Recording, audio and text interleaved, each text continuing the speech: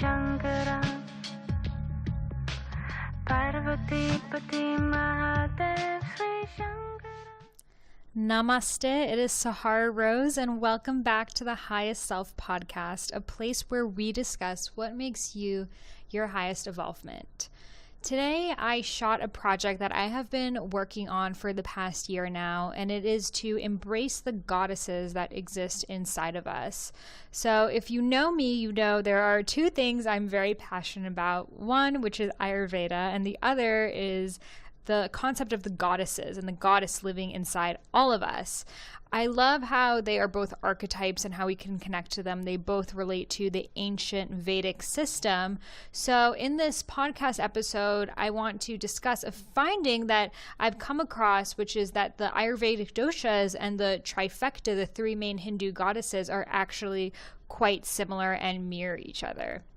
So again, this is a concept that I have come up with. I'm not saying that this is written in any books or something like that. This is just something that I have found from studying the goddesses and Ayurveda that I think is a really helpful way of understanding both, because you can kind of see the patterns and the similarities, and they don't only exist in Ayurveda and the goddesses, but they exist in everything in life.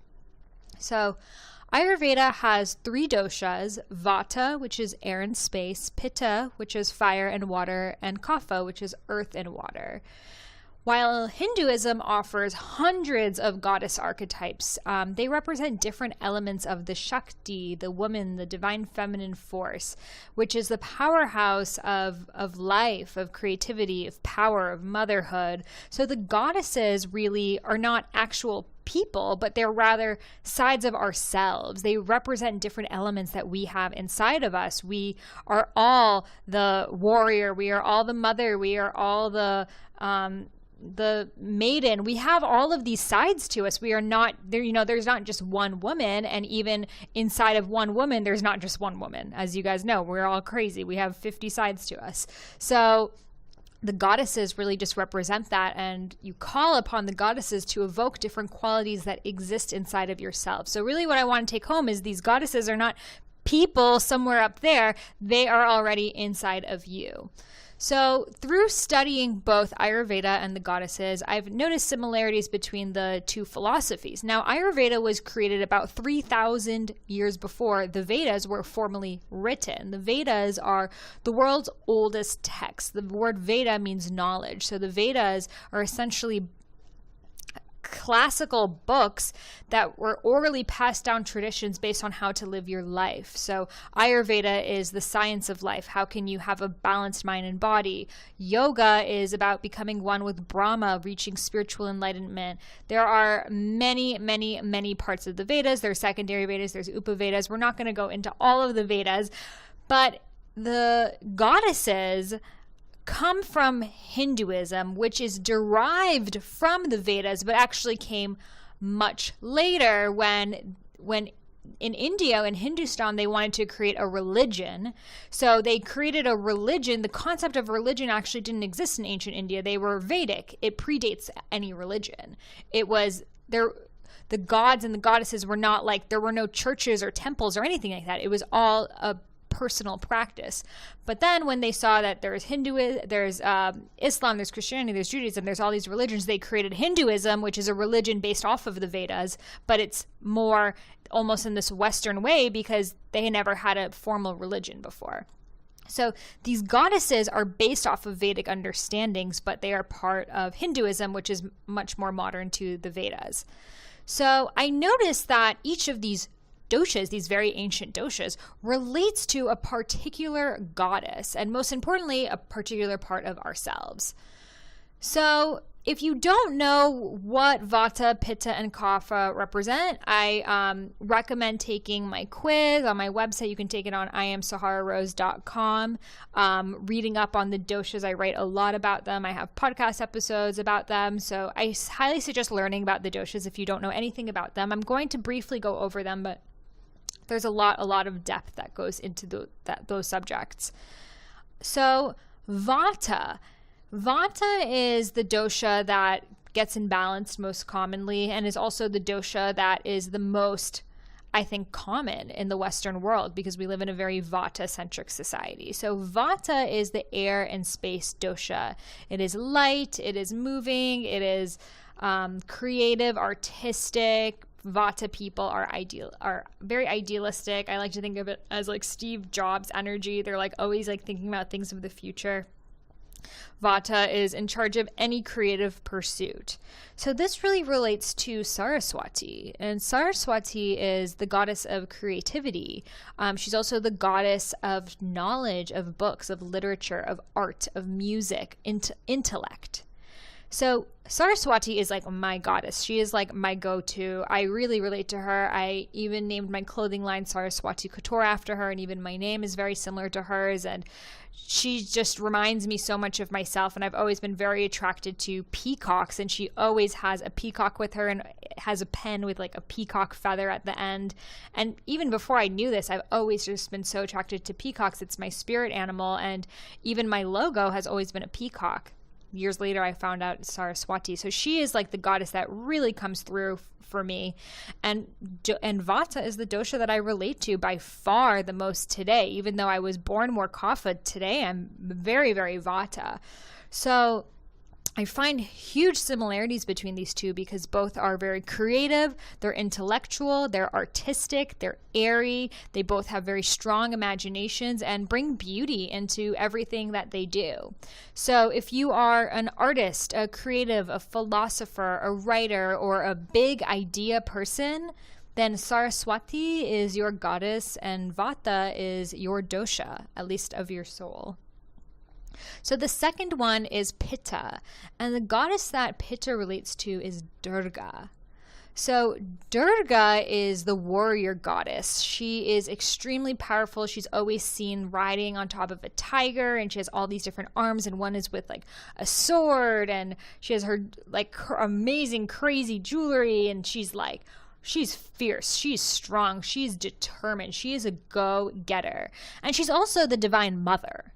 Because the warrior, she's a warrior that protects. She's protecting her children. So she is the warrior of this planet Earth, really. And if you've ever seen a mom when their kid is like in despair, like that mom will turn into a warrior. She will be able to pick up a car if it's going to get in her child's way. And that's the energy that Durga has. She's a fierce warrior, but it's to protect. And that's the difference between the feminine and the masculine. For the feminine, even our fierceness comes out of this maternal instinct. So Durga really relates to Pitta. They are both very powerful energies. So Pitta is the dosha in charge of energy, transformation, organization, determination, and Durga contains all of these qualities. She even is always wearing red. She's represented by that color. If anytime you feel weak, you feel that you need guidance, you need support, you need someone to point you in the right direction, call upon Durga. And if you're someone that you feel like you have just a lot of fire, you take control and you're a natural born leader, that's your Durga channeling through you. So definitely when I was writing The Idiot's Guide to Ayurveda, it was obviously a very Saraswati creative process, but I had to call upon a lot of Durga. I'm actually always praying to Durga because it's something I need more of, because for me as primary Vata, secondary Kapha, lastly Pitta, I need more of that warrior strength like energy because I can be overly empathetic, overly giving, etc. So for me, Durga is something I constantly am channeling. I'm constantly saying mantras. I draw yantras. Yantras are Sanskrit kind of drawings that you can do to evoke different energies. Constantly trying to, even when I'm in a yoga class and it's like warrior 2, I'm like, bring out the Durga. Like, I am Durga right now. I am fierce. I am riding my tiger with strength and grace and gust. So whatever energy that you are lacking in is the goddess that you can call upon. So it doesn't necessarily mean whoever you relate to the most, but sometimes who you really need is the one that you relate to the least. So the last one I'm going to discuss is Kapha, who relates to Lakshmi. So Lakshmi is a beautiful, beautiful goddess of fertility and abundance. So She is frequently seen with an elephant by her side, and she wears pink, and she has flowers in her hand and coins coming out of them, and she represents wealth. So if you ever travel to India, you will see many, many temples and shrines dedicated to Lakshmi, because people are asking for her when they are needing financial assistance. So fertility and abundance go hand in hand, because it is both giving of life. So what I love about this Hinduism and Vedic mythology is like money is not inherently evil. It's not like you have to like totally give up your money to be happy. No, it's having a healthy relationship with money and understanding that money is an energy exchange. It's a currency. So when you are in a giving space, when you are able to give freely, not out of a place of destitute and lack, but out of a place of fullness, then money will come right back to you. So I love this feeling and this relationship with money, because it's just so much juicier when it's not like, oh, like money sucks. Like, I don't want to talk about that word. Like, that's actually how we create money problems, because we see it as a sin, when really it's just an exchange of energy. And when we're able to see it like that and understand that it comes and it goes and it flows, and we can do certain things to evoke more of it, then our relationship with money totally shifts and it comes to us much more easily. Trust me. I was one of those people who was like, money sucks, I hate money. And once I shifted that relationship, it's coming to me so much easier than it ever has before. So Lakshmi is the goddess related to that. She relates to Kapha, the earth dosha, because they are both very calm, peaceful, grounded. They actually have very similar body types. So Lakshmi is always depicted as very curvy. She has a round face and big warm eyes. She has long hair. She's very just like luscious and womanly. When I go to India, they're like, you look like Lakshmi. So I guess I look like her. But she's just very, very feminine, very, estrogen dominated. There's no sharp lines on her body. She's just very like womanly.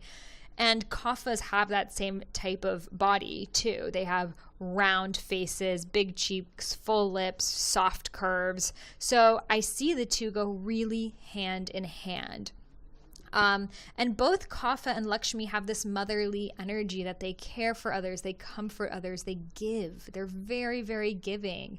So sometimes Kaphas, they overgive. They give so much that they deplete themselves. But when Kapha is balanced, you have Ojas. And Ojas is the universal energy of life force, of someone who has goes on a run and has like rosy cheeks.